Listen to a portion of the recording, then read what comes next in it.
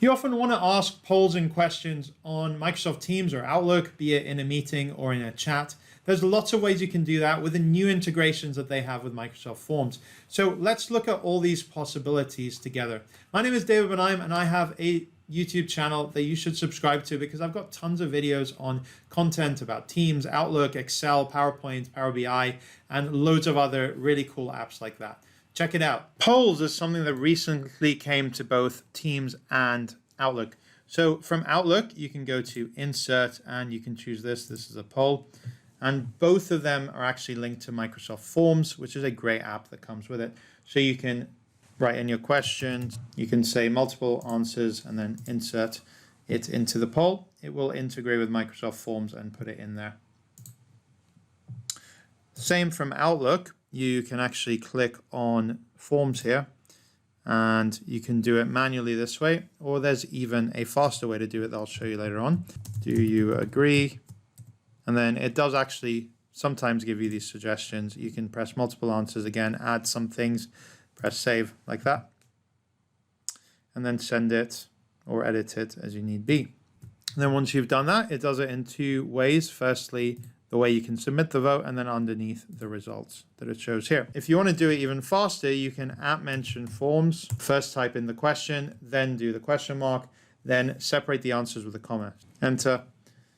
And then it will eventually turn that into a form like this in exactly the right way. Forms also just got released in a meeting. So if you go to the calendar, you have to have a meeting that includes other people. You can press edit to go into that meeting. And then over here, you can add a new application that is called Forms that adds polls. So I've already got one here. I can go into it there. So from here, I can create new ones. Same sort of editor as we have before. Didn't work because I didn't create it. And you have the ability to launch it, edit it, or delete it. If you're in the meeting, then you have this that appears on the top as long as you set it up before. If you didn't add it as an app before, then you won't see it here. And then I can see here some answers to my polls.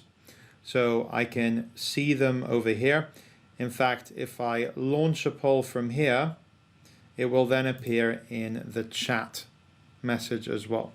Over here on top, you have the way that people can vote, and on the bottom, you have what they have voted for. Back to the polls thing here, you can also check it and edit it in different ways. So you can also export results, and this will download an Excel file of who voted for what. So you can go to downloads and see it. Or you can also see it in Microsoft Forms online. That we'll show you in a second. You can reopen the poll or delete it from here as well. And when something is live, you can then close the poll, again, export results. So let's look at what the results look like once exported, and let's also look at it from microsoftforms.com. So as it asked me to do, it asked me to see things in my downloads. So go to Files and then choose your downloads. And then here I have the downloaded team. Press OK. Opens up in an Excel file like this. And also, as I said, you can see them online. So from online, you can navigate through your app launcher to Forms.